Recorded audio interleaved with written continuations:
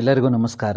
ಈಗ 10ನೇ ತರಗತಿ ವಿಜ್ಞಾನ ವಿಷಯದಲ್ಲಿನ ಕಾರ್ಬನ್ ಮತ್ತು ಅದರ ಸಂಯುಕ್ತಗಳು ಅಧ್ಯಾಯದ ಪ್ರಶ್ನೋತ್ತರಗಳ ಬಗ್ಗೆ ತಿಳಿದುಕೊಳ್ಳೋಣ. ಮೊದಲಿಗೆ ಬಹು ಆಯ್ಕೆ ಪ್ರಶ್ನೆಗಳು. ಪ್ರಶ್ನೆ ಸಂಖ್ಯೆ 1, ಇವುಗಳಲ್ಲಿ ನೈಟ್ರೋಜನ್ ಅಣುವಿನ ಸರಿಯಾದ ಎಲೆಕ್ಟ್ರಾನ್ ಚುಕ್ಕಿ ರಚನೆಯನ್ನ ಗುರುತಿಸಿ ಅಂತ ಇದೆ. Option A, option B, option C, option D. ಲೆವಿಸ್ನ ನೈಟ್ರೋಜನ್ ಎಲೆಕ್ಟ್ರಾನ್ ಚುಕ್ಕಿ ಸೂತ್ರವನ್ನ ಬರೆಯೋದನ್ನ ಅಭ್ಯಾಸ ಮಾಡ್ಕೊಳ್ಳಿ. ಪ್ರಶ್ನೆ ಸಂಖ್ಯೆ 2, ಪ್ರೊಪೆನಾಲ್ ಮತ್ತು ಪ್ರೊಪೆನ್ಯಾಲ್ ಇವುಗಳಲ್ಲಿನ ಕ್ರಿಯಾ ಗುಂಪುಗಳು ಕ್ರಮವಾಗಿ ಆಪ್ಷನ್ ಎ OH ಮತ್ತು CHO, ಆಪ್ಷನ್ ಬಿ OH ಮತ್ತು COOH, ಆಪ್ಷನ್ ಸಿ CHO ಮತ್ತು COOH, ಆಪ್ಷನ್ ಡಿ CHO ಮತ್ತು CO. ಸರಿಯಾದ ಉತ್ತರ ಆಪ್ಷನ್ ಎ OH ಮತ್ತು CHO. ಪ್ರೊಪೆನಾಲ್ ಅಲ್ಲಿ ಆಲ್ಕೋಹಾಲ್ ಗುಂಪಿರುತ್ತೆ, ಪ್ರೊಪೆನ್ಯಾಲ್ ಅಲ್ಲಿ ಆಲ್ಡಿಹೈಡ್ ಗುಂಪಿರುತ್ತೆ. ಪ್ರಶ್ನೆ ಸಂಖ್ಯೆ 3, ಇವುಗಳಲ್ಲಿ ಪರ್ಯಾಪ್ತ ಹೈಡ್ರೋಕಾರ್ಬನ್ಗೆ ಒಂದು ಉದಾಹರಣೆ C2H6, C3H4, C2H2, C2H4. ಸರಿ ಉತ್ತರ C2H6. ಇದರ ಹೆಸರು ಈಥೇನ್. ಇದು ಆಲ್ಕೇನ್ ಗುಂಪಿಗೆ ಸೇರಿದೆ. ಪ್ರಶ್ನೆ ಸಂಖ್ಯೆ 4, ಅನುರೂಪ ಶ್ರೇಣಿಯಲ್ಲಿರುವ 3 ಕಾರ್ಬನ್ ಸಂಯುಕ್ತಗಳ ಅಣುಸೂತ್ರಗಳಾಗಿವೆ. ಈ ಸಂಯುಕ್ತಗಳಿಗೆ ಸೂಕ್ತವಾದ ಸಾಮಾನ್ಯ ಅಣುಸೂತ್ರ option A CnH2n-1, option B CnH2n-2, option C CnH2n, option D CnH2n+2. ಸರಿ ಉತ್ತರ ಆಪ್ಷನ್ ಡಿ CnH2n+2. ಪ್ರಶ್ನೆ ಸಂಖ್ಯೆ 5, CnH2n ಸಾಮಾನ್ಯ ಸೂತ್ರವಿರುವ ಮತ್ತು 3 ಕಾರ್ಬನ್ ಪರಮಾಣುಗಳನ್ನು ಹೊಂದಿರುವ ಅಪರ್ಯಾಪ್ತ ಹೈಡ್ರೋಕಾರ್ಬನ್ನ ಹೆಸರು ಮತ್ತು ಅಣುಸೂತ್ರ. Option A propane C3H8, option B cyclopropane C3H6, option C propyne C3H6, option D propene C3H6. ಸರಿ ಉತ್ತರ ಪ್ರೋಪೀನ್ C3H6. ಪ್ರಶ್ನೆ ಸಂಖ್ಯೆ 6, ಪ್ರೊಪೆನ್ಯಾಲ್ ಅಣುರಚನೆಯಲ್ಲಿ ಕಂಡುಬರುವ ಏಕಬಂಧಗಳ ಸಂಖ್ಯೆ. Option A 8, option B 6, option C 7, option D 5. ಸರಿ ಉತ್ತರ ಆಪ್ಷನ್ ಎ 8. ಪ್ರಶ್ನೆ ಸಂಖ್ಯೆ 7, ಪ್ರೊಪೆನ್ಯಾಲ್ನ ರಚನಾ ಸೂತ್ರ. ಸರಿ ಉತ್ತರ ಆಪ್ಷನ್ ಸಿ. ಬರೆದು ಅಭ್ಯಾಸ ಮಾಡಿ. ಪ್ರೊಪೆನ್ಯಾಲ್ನ ರಚನಾ ಸೂತ್ರ CH3 CH2 CH2OH, option B CH3 CH2 COOH, option C CH3 CH2 CHO, option D CH3 CO CH3. ಸರಿ ಉತ್ತರ option C CH3 CH2 CHO. ಪ್ರಶ್ನೆ ಸಂಖ್ಯೆ 8, ಒಂದು ಬೆನ್ಝೀನ್ ಅಣುವಿನಲ್ಲಿರುವ ಏಕಬಂಧ ಮತ್ತು ದ್ವಿಬಂಧಗಳ ಸಂಖ್ಯೆ ಕ್ರಮವಾಗಿ ಆಪ್ಷನ್ ಎ 3 ಮತ್ತು 9, ಆಪ್ಷನ್ ಬಿ 9 ಮತ್ತು 3, ಆಪ್ಷನ್ ಸಿ 6 ಮತ್ತು 6, ಆಪ್ಷನ್ ಡಿ 7 ಮತ್ತು 5. ಸರಿ ಉತ್ತರ ಆಪ್ಷನ್ ಬಿ 9 ಮತ್ತು 3. ಪ್ರಶ್ನೆ ಸಂಖ್ಯೆ 9, ಹೆಕ್ಸಿನ್ ಮತ್ತು ಸೈಕ್ಲೋಹೆಕ್ಸೇನ್ಗಳೆರಡರ ಸಾಮಾನ್ಯ ಅಣುಸೂತ್ರ. Option A C6H6, option B C6H14, option C C6H12, option D C6H10. ಸರಿ ಉತ್ತರ C6H12. ಪ್ರಶ್ನೆ ಸಂಖ್ಯೆ 10, ಪ್ರೊಪೆನಾಲ್ನ ಅಣುಸೂತ್ರ. Option A C2H5COOH, option B C2H5CHO, option C C3H5CHO, option D C3H5COOH. ಸರಿ ಉತ್ತರ ಆಪ್ಷನ್ ಬಿ C2H5CHO. ಈಗ 1 ಅಂಕದ ಪ್ರಶ್ನೆಗಳಿಗೆ ಉತ್ತರಗಳನ್ನು ತಿಳಿದುಕೊಳ್ಳೋಣ. ಪ್ರಶ್ನೆ ಸಂಖ್ಯೆ 1, ಕೋವೆಲೆಂಟ್ ಬಂಧ ಅಥವಾ ಸಹವೇಲೆನ್ಸಿಯ ಬಂಧ ಎಂದರೇನು? ಉತ್ತರ, 2 ಪರಮಾಣುಗಳ ನಡುವೆ ಎಲೆಕ್ಟ್ರಾನ್ಗಳ ಹಂಚಿಕೆಯಿಂದ ಉಂಟಾಗುವ ಬಂಧವನ್ನು ಕೋವೆಲೆಂಟ್ ಬಂಧ ಅಥವಾ ಸಹವೇಲೆನ್ಸಿಯ ಬಂಧ ಎನ್ನುತ್ತೇವೆ. ಪ್ರಶ್ನೆ ಸಂಖ್ಯೆ 2, ಆಲ್ಕೇನ್ಗಳ ಮೊದಲ ಸದಸ್ಯನನ್ನು ಹೆಸರಿಸಿ ಮತ್ತು ಅದರ ಅಣುಸೂತ್ರವನ್ನು ಬರೆಯಿರಿ. ಸರಿ ಉತ್ತರ ಈಥೈನ್. ಅಣುಸೂತ್ರ C2H2. ಪ್ರಶ್ನೆ ಸಂಖ್ಯೆ 3, ಈಥೀನ್ ಅಣುವಿನ ರಚನಾ ವಿನ್ಯಾಸವನ್ನು ಬರೆಯಿರಿ. CH2 double bond CH2. ಪ್ರಶ್ನೆ ಸಂಖ್ಯೆ 4, ಸೈಕ್ಲೋ ಆಲ್ಕೇನ್ಗಳ ಸಾಮಾನ್ಯ ಸೂತ್ರವು CnH2n ಮತ್ತು ಇದರ ಮೊದಲ ಸದಸ್ಯ ಸೈಕ್ಲೋಪ್ರೋಪೇನ್ C3H6 ಆಗಿದೆ. ಈ ಅನುರೂಪ ಶ್ರೇಣಿಯಲ್ಲಿರುವ 4ನೇ ಸದಸ್ಯನ ಅಣುಸೂತ್ರ ಮತ್ತು ರಚನಾ ವಿನ್ಯಾಸವನ್ನು ಬರೆಯಿರಿ. ಸರಿ ಉತ್ತರ ಅಣುಸೂತ್ರ C6H12. ರಚನಾ ವಿನ್ಯಾಸವನ್ನು ಅಭ್ಯಾಸ ಮಾಡಿ ಬರೆಯಿರಿ. ಪ್ರಶ್ನೆ ಸಂಖ್ಯೆ 5, ಹೈಡ್ರೋಜನೀಕರಣ ಎಂದರೇನು? ಉತ್ತರ, ಅಪರ್ಯಾಪ್ತ ಹೈಡ್ರೋಕಾರ್ಬನ್ಗಳು ಪೆಲೇಡಿಯಂ ಅಥವಾ ನಿಕ್ಕಲ್ನಂತಹ ಕ್ರಿಯಾವರ್ಧಕದ ಸಮ್ಮುಖದಲ್ಲಿ ಹೈಡ್ರೋಜನ್ ಅನ್ನು ಸೇರಿಸಿಕೊಂಡು ಪರ್ಯಾಪ್ತ ಹೈಡ್ರೋಕಾರ್ಬನ್ಗಳನ್ನು ಉಂಟು ಮಾಡುತ್ತವೆ. ಇದನ್ನು ಹೈಡ್ರೋಜನೀಕರಣ ಎನ್ನುತ್ತೇವೆ. ಅಥವಾ ಅಪರ್ಯಾಪ್ತ ಎಣ್ಣೆಗಳನ್ನು ನಿಕ್ಕಲ್ ಅಥವಾ ಪೆಲೇಡಿಯಂನಂತಹ ಕ್ರಿಯಾವರ್ಧಕಗಳ ಸಮ್ಮುಖದಲ್ಲಿ ಹೈಡ್ರೋಜನ್ ಸೇರಿಸಿ ಪರ್ಯಾಪ್ತ ಕೊಬ್ಬುಗಳಾಗಿ ಪರಿವರ್ತಿಸುವುದು.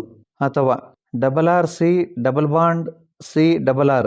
ನಿಕ್ಕಲ್ ಅಥವಾ ಪೆಲೇಡಿಯಂ ಕ್ರಿಯಾವರ್ಧಕದ ಸಮ್ಮುಖದಲ್ಲಿ ಹೈಡ್ರೋಜನ್ ಅನಿಲವನ್ನು ಸೇರಿಸಿದಾಗ RRCH ಉಂಟಾಗುತ್ತದೆ. ಪ್ರಶ್ನೆ ಸಂಖ್ಯೆ 6. ಗಡಸು ನೀರಿನಲ್ಲಿ ಬಟ್ಟೆಗಳನ್ನು ಸ್ವಚ್ಛಗೊಳಿಸಲು ಮಾರ್ಜಕಗಳನ್ನು ಬಳಸುವುದು ಹೆಚ್ಚು ಸೂಕ್ತ, ಏಕೆ? ಮಾರ್ಜಕಗಳು ಗಡಸು ನೀರಿನಲ್ಲಿರುವ ಕ್ಯಾಲ್ಸಿಯಂ ಅಥವಾ ಮೆಗ್ನೀಷಿಯಂ ಅಯಾನುಗಳೊಂದಿಗೆ ವರ್ತಿಸಿ ಜಲ ವಿಲೀನಗೊಳ್ಳುವ ಒತ್ತಡಗಳನ್ನು ಉಂಟು ಮಾಡುವುದಿಲ್ಲ. ಪ್ರಶ್ನೆ ಸಂಖ್ಯೆ 7. ಬ್ಯೂಟೇನ್ನ ರಚನಾ ಸಮಾಂಗಿಗಳ ರಚನೆಯನ್ನು ಬರೆಯಿರಿ. ರಚನಾ ಸಮಾಂಗಿಗಳನ್ನು ಬರೆದು ಅಭ್ಯಾಸ ಮಾಡಿ. ಪ್ರಶ್ನೆ ಸಂಖ್ಯೆ 8. ಮಾರ್ಜಕಗಳು ಸಾಬೂನುಗಳಿಗಿಂತ ಉತ್ತಮ ಸ್ವಚ್ಛಕಾರಿ. ಈ ಹೇಳಿಕೆಯನ್ನು ಪುಷ್ಟೀಕರಿಸಿ. ಉತ್ತರ: ಚರಟ ಉಂಟು ಮಾಡದೆ ಗಡಸು ನೀರಿನಲ್ಲಿಯೂ ಕೊಳೆಯನ್ನು ಸ್ವಚ್ಛಗೊಳಿಸುತ್ತವೆ. ಪ್ರಶ್ನೆ ಸಂಖ್ಯೆ 9. ಒಂದು ಅನುರೂಪ ಶ್ರೇಣಿಯ 4ನೇ ಸದಸ್ಯನ ಅಣುಸೂತ್ರ C5H10 ಆಗಿದೆ. ಹಾಗಾದರೆ ಇದೇ ಶ್ರೇಣಿಯ ಮೊದಲೆರಡು ಸದಸ್ಯರ ಅಣುಸೂತ್ರಗಳನ್ನು ನಿರ್ಧರಿಸಿ ಬರೆಯಿರಿ. ಅಣುಸೂತ್ರ C2H4. ಈಗ 2 ಅಂಕದ ಪ್ರಶ್ನೆಗಳಿಗೆ ಉತ್ತರಿಸೋಣ. ಪ್ರಶ್ನೆ ಸಂಖ್ಯೆ 1. ರಚನಾ ಸಮಾಂಗಿಗಳು ಎಂದರೇನು? ಸಮಾಂಗತೆಯನ್ನು ತೋರಿಸುವ ಆಲ್ಕೇನ್ಗಳ ಮೊದಲ ಸದಸ್ಯನನ್ನು ಹೆಸರಿಸಿ. ಉತ್ತರ: ಒಂದೇ ಅಣುಸೂತ್ರ ಆದರೆ ವಿಭಿನ್ನ ರಚನೆ ಹೊಂದಿರುವ ಸಂಯುಕ್ತಗಳನ್ನು ರಚನಾ ಸಮಾಂಗಿಗಳು ಎನ್ನುವರು. ಬ್ಯೂಟೇನ್ ಅಥವಾ C4H10. ಸಮಾಂಗತೆಯನ್ನು ತೋರಿಸುವ ಆಲ್ಕೇನ್ಗಳ ಮೊದಲ ಸದಸ್ಯ ಬ್ಯೂಟೇನ್ ಅಥವಾ C4H10. ಪ್ರಶ್ನೆ ಸಂಖ್ಯೆ 2. ಪರ್ಯಾಪ್ತ ಮತ್ತು ಅಪರ್ಯಾಪ್ತ ಹೈಡ್ರೋಕಾರ್ಬನ್ಗಳ 2 ನಿರ್ದಿಷ್ಟ ಗುಂಪುಗಳ ಸಾಮಾನ್ಯ ಸೂತ್ರವು CnH2n ಆಗಿದೆ. n=3 ಆದಾಗ ಪ್ರತಿಯೊಂದು ಗುಂಪಿನ ಸದಸ್ಯರ ರಚನಾ ಸೂತ್ರ ಬರೆಯಿರಿ.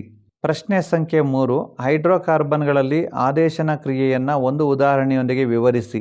ಉತ್ತರ: ಪರ್ಯಾಪ್ತ ಹೈಡ್ರೋಕಾರ್ಬನ್ಗಳು ಅಷ್ಟೇನು ಕ್ರಿಯಾಪಟುಗಳಲ್ಲ. ಆದಾಗ್ಯೂ ಸೂರ್ಯನ ಬೆಳಕಿನ ಸಮ್ಮುಖದಲ್ಲಿ ಆದೇಶನ ಕ್ರಿಯೆಗಳಿಗೆ ಒಳಪಡುತ್ತವೆ. ಕ್ಲೋರಿನ್ ಹೈಡ್ರೋಜನ್ ಪರಮಾಣುಗಳನ್ನು ಒಂದೊಂದಾಗಿ ಸ್ಥಾನಪಲ್ಲಟಗೊಳಿಸುವುದು. ಮೀಥೇನ್ ಕ್ಲೋರಿನ್ನೊಂದಿಗೆ ವರ್ತಿಸಿದಾಗ ಮೀಥೈಲ್ ಕ್ಲೋರೈಡ್ ಮತ್ತು ಹೈಡ್ರೋಜನ್ ಕ್ಲೋರೈಡ್ ಉಂಟಾಗುತ್ತದೆ. ಪ್ರಶ್ನೆ ಸಂಖ್ಯೆ 4. ಸಾಬೂನುಗಳು ಸ್ವಚ್ಛಗೊಳಿಸುವ ಕ್ರಿಯೆಯನ್ನು ವಿವರಿಸಿ. ಉತ್ತರ: ಸಾಬೂನಿನ ಅಯಾನಿಕ ನೀರಿನೊಂದಿಗೆ ವರ್ತಿಸಿದರೆ ಕಾರ್ಬನ್ ಸರಪಳಿಯು ಎಣ್ಣೆ ಅಥವಾ ಜಿಡ್ಡಿನೊಂದಿಗೆ ವರ್ತಿಸುತ್ತದೆ. ಹೀಗೆ ಸಾಬೂನಿನ ಅಣುಗಳು ಮಿಸೆಲ್ಗಳೆಂಬ ರಚನೆಗಳನ್ನು ಉಂಟು ಮಾಡುತ್ತವೆ.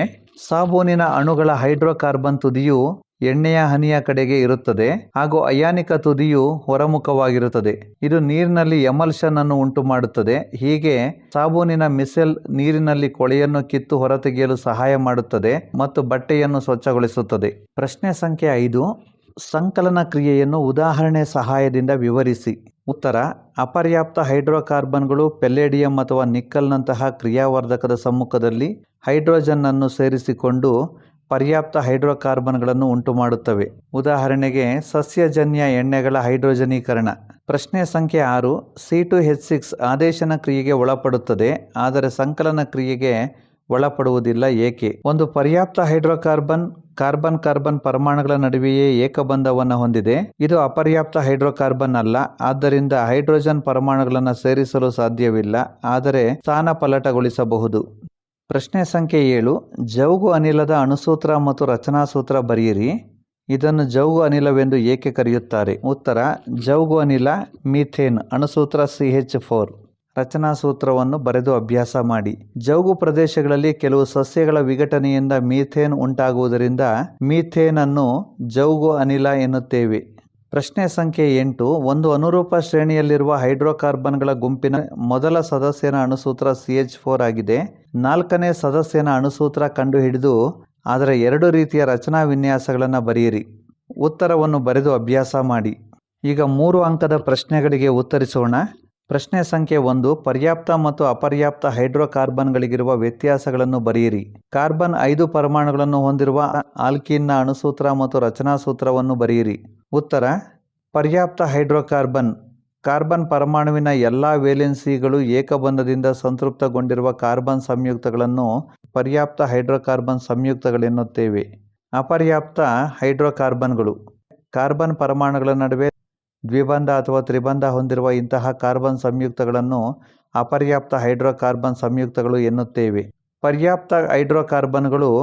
ಪರ್ಯಾಪ್ತ ಹೈಡ್ರೋಕಾರ್ಬನ್ ಸಂಯುಕ್ತಗಳು ಸಾಮಾನ್ಯವಾಗಿ ಕ್ರಿಯಾಶೀಲ ಆಗಿರುವುದಿಲ್ಲ.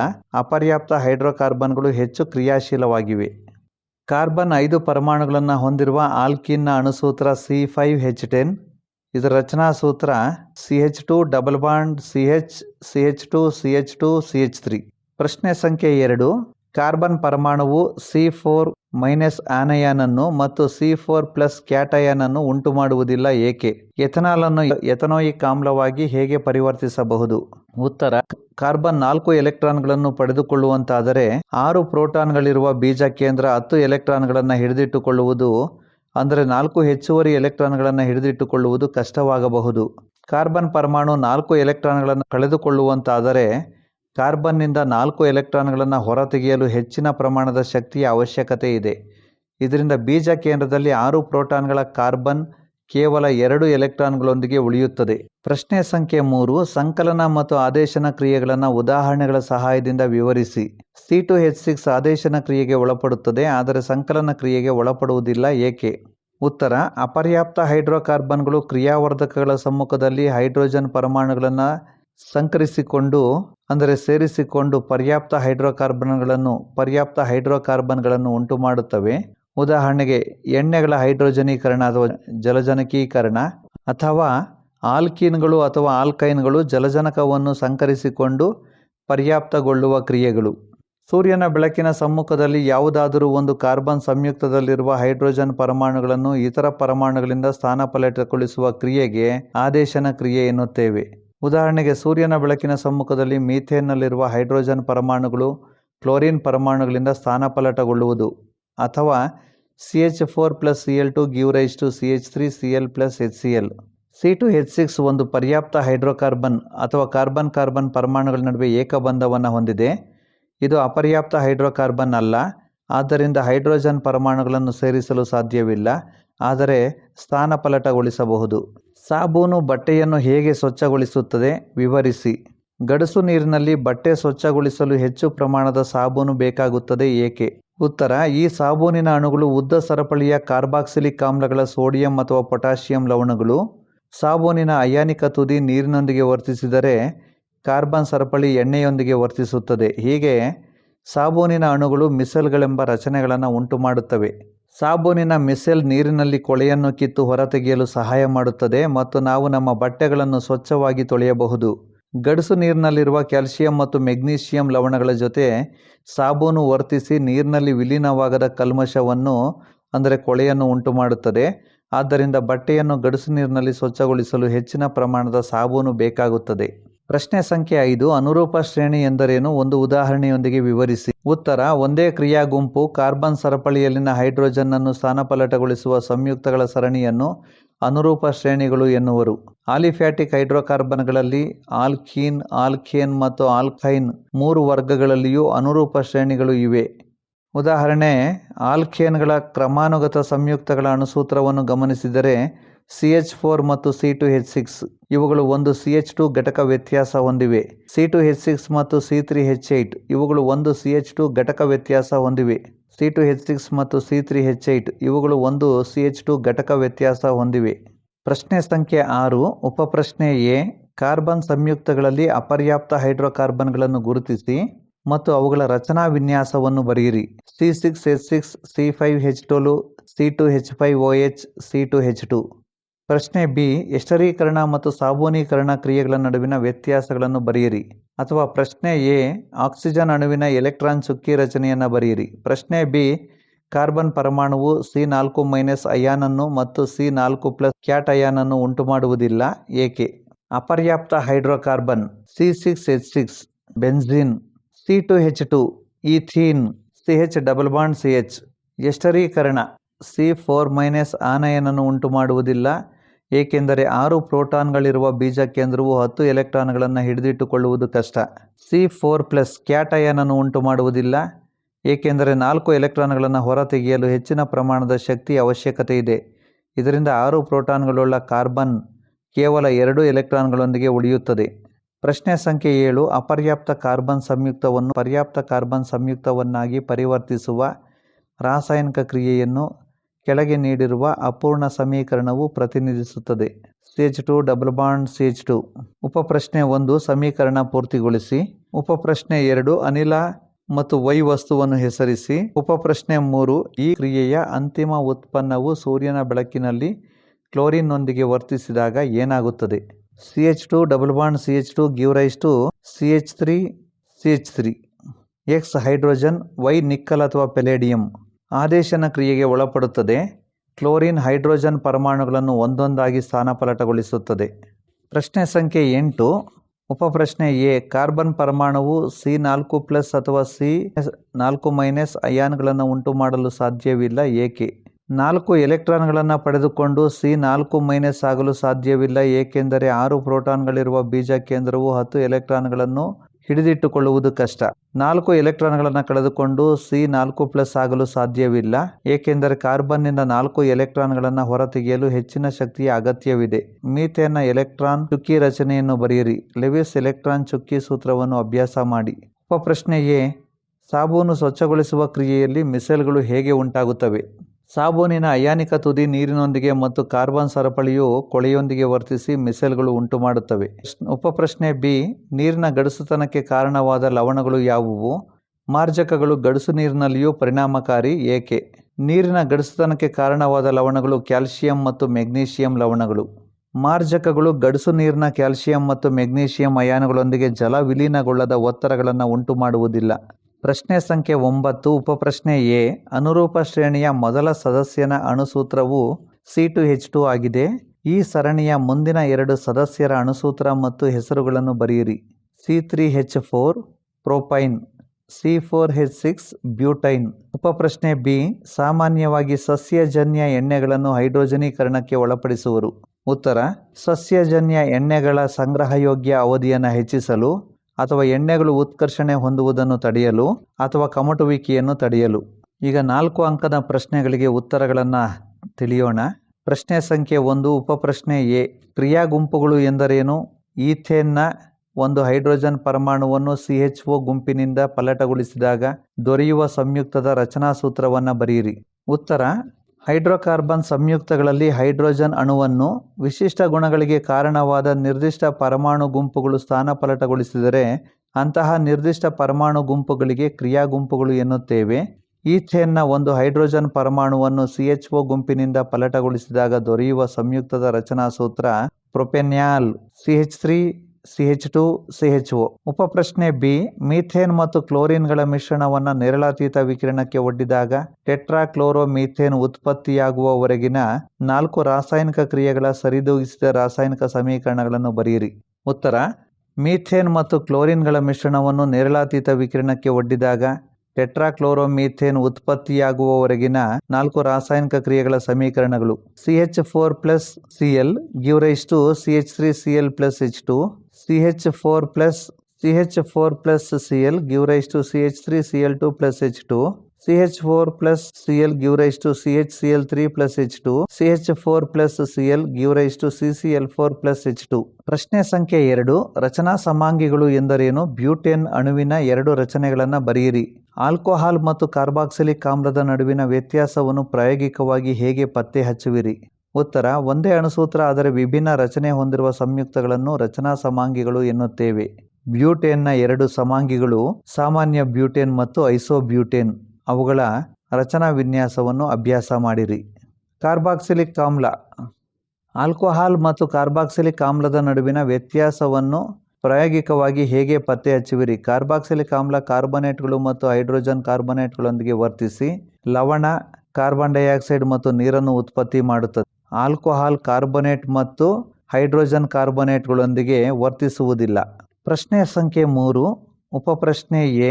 ರಚನಾ ಸಮಾಂಗಿಗಳು ಎಂದರೇನು? ಬ್ಯೂಟೇನ್ ಅಣುಸೂತ್ರ ಮತ್ತು ರಚನಾ ವಿನ್ಯಾಸವನ್ನು ಬರೆಯಿರಿ. ಉತ್ತರ: ಒಂದೇ ಅಣುಸೂತ್ರ ಆದರೆ ವಿಭಿನ್ನ ರಚನೆ ಹೊಂದಿರುವ ಸಂಯುಕ್ತಗಳನ್ನು ರಚನಾ ಸಮಾಂಗಿಗಳು ಎನ್ನುವರು. ಬ್ಯೂಟೇನ್ನ ಅಣುಸೂತ್ರ C4H10. ರಚನಾ ವಿನ್ಯಾಸಗಳನ್ನು ಅಭ್ಯಾಸ ಮಾಡಿ. ಉಪಪ್ರಶ್ನೆ ಬಿ. ಕೆಟನೀಕರಣ ಎಂದರೇನು? ಆಲ್ಕೀನ್ಗಳ ಸಾಮಾನ್ಯ ಸೂತ್ರವನ್ನು ಬರೆಯಿರಿ. ಕೆಟನೀಕರಣ ಇದು ಕಾರ್ಬನ್ನ ಅನನ್ಯ ಗುಣವಾಗಿದ್ದು ಇತರೆ ಕಾರ್ಬನ್ ಪರಮಾಣುಗಳೊಂದಿಗೆ ಬಂಧಗಳನ್ನು ಏರ್ಪಡಿಸಿಕೊಂಡು ಬೃಹತ್ ಅಣುಗಳನ್ನು ಕೊಡುತ್ತದೆ. ಆಲ್ಕೀನ್ಗಳ ಸಾಮಾನ್ಯ ಸೂತ್ರ CnH2n. ಪ್ರಶ್ನೆ ಸಂಖ್ಯೆ 4. ಉಪಪ್ರಶ್ನೆ ಎ. ಪರ್ಯಾಪ್ತ ಮತ್ತು ಅಪರ್ಯಾಪ್ತ ಹೈಡ್ರೋಕಾರ್ಬನ್ಗಳಿಗಿರುವ ಯಾವುದಾದರೂ 2 ವ್ಯತ್ಯಾಸಗಳನ್ನು ಬರೆಯಿರಿ. ಪರ್ಯಾಪ್ತ ಹೈಡ್ರೋಕಾರ್ಬನ್ಗಳು 2 ಕಾರ್ಬನ್ ಪರಮಾಣುಗಳ ನಡುವೆ ಏಕಬಂಧ ಏರ್ಪಟ್ಟಿರುತ್ತದೆ. ಅಪರ್ಯಾಪ್ತ ಹೈಡ್ರೋಕಾರ್ಬನ್ಗಳು 2 ಅನುಕ್ರಮ ಕಾರ್ಬನ್ ಪರಮಾಣುಗಳ ನಡುವೆ ದ್ವಿಬಂಧ ಅಥವಾ ತ್ರಿಬಂಧ ಏರ್ಪಟ್ಟಿರುತ್ತದೆ. ಪರ್ಯಾಪ್ತ ಕಾರ್ಬನ್ ಸಂಯುಕ್ತಗಳು ಕಡಿಮೆ ಕ್ರಿಯಾಶೀಲವಾಗಿವೆ. ಅಪರ್ಯಾಪ್ತ ಕಾರ್ಬನ್ ಸಂಯುಕ್ತಗಳು ಹೆಚ್ಚು ಕ್ರಿಯಾಶೀಲವಾಗಿವೆ. ಪರ್ಯಾಪ್ತ ಕಾರ್ಬನ್ ಸಂಯುಕ್ತಗಳನ್ನು ದಹಿಸಿದಾಗ ಸ್ವಚ್ಛ ಜ್ವಾಲೆಯನ್ನು ಕೊಡುತ್ತದೆ. ಅಪರ್ಯಾಪ್ತ ಕಾರ್ಬನ್ ಸಂಯುಕ್ತಗಳನ್ನು ದಹಿಸಿದಾಗ ಹಳದಿ ಅಥವಾ ಕಪ್ಪು ಬಣ್ಣದ ಜ್ವಾಲೆಯನ್ನು ಕೊಡುತ್ತದೆ. ಪರ್ಯಾಪ್ತ ಕಾರ್ಬನ್ ಸಂಯುಕ್ತಗಳು ಆದೇಶನ ಕ್ರಿಯೆಗೆ ಒಳಪಡುತ್ತವೆ. ಅಪರ್ಯಾಪ್ತ ಕಾರ್ಬನ್ ಸಂಯುಕ್ತಗಳು ಸಂಕಲನ ಕ್ರಿಯೆ ಮತ್ತು ಆದೇಶನ ಕ್ರಿಯೆಗೆ ಒಳಪಡುತ್ತವೆ. ಪರ್ಯಾಪ್ತ ಕಾರ್ಬನ್ ಸಂಯುಕ್ತಗಳಿಗೆ ಉದಾಹರಣೆಗಳು ಆಲ್ಕೇನ್, ಸೈಕ್ಲೋ ಆಲ್ಕೇನ್ ಇತ್ಯಾದಿ. ಅಪರ್ಯಾಪ್ತ ಕಾರ್ಬನ್ ಸಂಯುಕ್ತಗಳಿಗೆ ಉದಾಹರಣೆಗಳು ಆಲ್ಕೀನ್, ಆಲ್ಕೈನ್, ಬೆನ್ಝೀನ್ ಇತ್ಯಾದಿಗಳು. ಉಪಪ್ರಶ್ನೆ ಬಿ, ಈ ಕೆಳಗಿನ ಕಾರ್ಬನ್ ಸಂಯುಕ್ತಗಳ ರಚನಾ ವಿನ್ಯಾಸಗಳನ್ನು ಬರೆಯಿರಿ. Benzene, butane. ರಚನಾ ವಿನ್ಯಾಸಗಳನ್ನು ಬರೆದು ಅಭ್ಯಾಸ ಮಾಡಿ. ಪ್ರಶ್ನೆ ಸಂಖ್ಯೆ 5. ಉಪಪ್ರಶ್ನೆ ಎ, ಎಥನಾಲನ್ನು ಹೇಗೆ ಉತ್ಕರ್ಷಿಸಲಾಗುತ್ತದೆ? ಉತ್ತರ: ಪ್ರತ್ಯಾಮ್ಲೀಯ ಪೊಟ್ಯಾಷಿಯಂ ಪರ್ಮಾಂಗನೇಟ್ ಅಥವಾ ಆಮ್ಲೀಯ ಪೊಟ್ಯಾಷಿಯಂ ಡೈಕ್ರೋಮೇಟ್ ಬಳಸಿದ ಶಾಖದಿಂದ ಎಥನೋಯಿಕ್ ಆಮ್ಲವನ್ನಾಗಿ ಉತ್ಕರ್ಷಿಸುತ್ತಾರೆ. CH3CH2OH, ಕ್ಷಾರೀಯ KMnO4+ ಶಾಖ ಅಥವಾ ಆಮ್ಲೀಯ K2Cr2O7+ ಶಾಖ ಗಿವ್ ರೈಸ್ ಟು CH3COOH. ಉಪಪ್ರಶ್ನೆ ಬಿ, ಸಾಬೂನುಗಳು ಸ್ವಚ್ಛಗೊಳಿಸುವ ಪ್ರಕ್ರಿಯೆಯನ್ನು ವಿವರಿಸಿ. ಉತ್ತರ: ಸಾಬೂನಿನ ಅಣುಗಳು ಉದ್ದ ಸರಪಳಿಯ ಕಾರ್ಬಾಕ್ಸಿಲಿಕ್ ಆಮ್ಲಗಳು, ಸೋಡಿಯಂ ಅಥವಾ ಪೊಟ್ಯಾಷಿಯಂ ಲವಣಗಳಾಗಿವೆ. ಸಾಬೂನಿನ ಅಣುಗಳು ಮಿಸೆಲ್ಗಳೆಂಬ ರಚನೆಗಳನ್ನು ಉಂಟುಮಾಡುತ್ತವೆ. ಸಾಬೂನಿನ ಅಣುಗಳ ಹೈಡ್ರೋಕಾರ್ಬನ್ ತುದಿಯು ಎಣ್ಣೆಯ ಹನಿಯ ಕಡೆಗೆ ಮತ್ತು ಅಯಾನಿಕ ತುದಿಯು ಹೊರಮುಖವಾಗಿದ್ದು ನೀರಿನಲ್ಲಿ ಎಮಲ್ಷನ್ ಅನ್ನು ಉಂಟುಮಾಡುತ್ತದೆ. ಸಾಬೂನಿನ ಮಿಸೆಲ್ ನೀರಿನಿಂದ ಕೊಳೆಯನ್ನು ಕಿತ್ತು ಹೊರತೆಗೆದು ಬಟ್ಟೆಗಳನ್ನು ಸ್ವಚ್ಛಗೊಳಿಸುತ್ತದೆ. ಪ್ರಶ್ನೆ ಸಂಖ್ಯೆ 5. ಉಪಪ್ರಶ್ನೆ ಎ, ಕೆಳಗಿನ ಕಾರ್ಬನ್ ಸಂಯುಕ್ತಗಳಿಗೆ ರಚನಾ ವಿನ್ಯಾಸಗಳನ್ನು ಬರೆಯಿರಿ. ಸೈಕ್ಲೋಹೆಕ್ಸೇನ್ ಪ್ರೊಪೆನೋಯಿಕ್ ಆಮ್ಲ. ಉಪಪ್ರಶ್ನೆ ಬಿ, ಪರ್ಯಾಪ್ತ ಮತ್ತು ಅಪರ್ಯಾಪ್ತ ಕಾರ್ಬನ್ ಸಂಯುಕ್ತಗಳ ನಡುವಣ ಯಾವುದಾದರೂ 2 ವ್ಯತ್ಯಾಸಗಳನ್ನು ಬರೆಯಿರಿ. ಪರ್ಯಾಪ್ತ ಕಾರ್ಬನ್ ಸಂಯುಕ್ತ ಕಾರ್ಬನ್ ಪರಮಾಣುಗಳ ನಡುವೆ ಏಕಬಂಧವನ್ನು ಹೊಂದಿರುತ್ತದೆ. ಅಪರ್ಯಾಪ್ತ ಕಾರ್ಬನ್ ಸಂಯುಕ್ತ 1 ಅಥವಾ ಹೆಚ್ಚು ದ್ವಿಬಂಧ ಅಥವಾ ತ್ರಿಬಂಧ ಹೊಂದಿರುತ್ತದೆ. ಪರ್ಯಾಪ್ತ ಕಾರ್ಬನ್ ಸಂಯುಕ್ತ ಕಡಿಮೆ ಕ್ರಿಯಾಶೀಲ. ಅಪರ್ಯಾಪ್ತ ಕಾರ್ಬನ್ ಸಂಯುಕ್ತ ಹೆಚ್ಚು ಕ್ರಿಯಾಶೀಲ. ಪರ್ಯಾಪ್ತ ಕಾರ್ಬನ್ ಸಂಯುಕ್ತ ಸ್ವಚ್ಛ ಜ್ವಾಲೆಯಿಂದ ಉರಿಯುತ್ತದೆ. ಅಪರ್ಯಾಪ್ತ ಕಾರ್ಬನ್ ಸಂಯುಕ್ತ ಹಳದಿ ಜ್ವಾಲೆ ಮತ್ತು ಕಪ್ಪು ಹೊಗೆಯೊಂದಿಗೆ ಉರಿಯುತ್ತದೆ. ಪರ್ಯಾಪ್ತ ಕಾರ್ಬನ್ ಸಂಯುಕ್ತ ಆದೇಶನ ಕ್ರಿಯೆಗೆ ಒಳಪಡುತ್ತದೆ. ಅಪರ್ಯಾಪ್ತ ಕಾರ್ಬನ್ ಸಂಯುಕ್ತ ಆದೇಶನ ಮತ್ತು ಸಂಕಲನ ಕ್ರಿಯೆಗೆ ಒಳಪಡುತ್ತವೆ. ಈ ಅಧ್ಯಾಯದಲ್ಲಿ 5 ಅಂಕದ ಪ್ರಶ್ನೆಗಳನ್ನು ಕೇಳುವ ಸಾಧ್ಯತೆ ಇದೆ. ಆದ್ದರಿಂದ ಅವುಗಳನ್ನು ಕೂಡ ಅಭ್ಯಾಸ ಮಾಡಿ ಕಲಿತುಕೊಳ್ಳಿ. ವೀಕ್ಷಿಸಿದ್ದಕ್ಕೆ ಧನ್ಯವಾದಗಳು.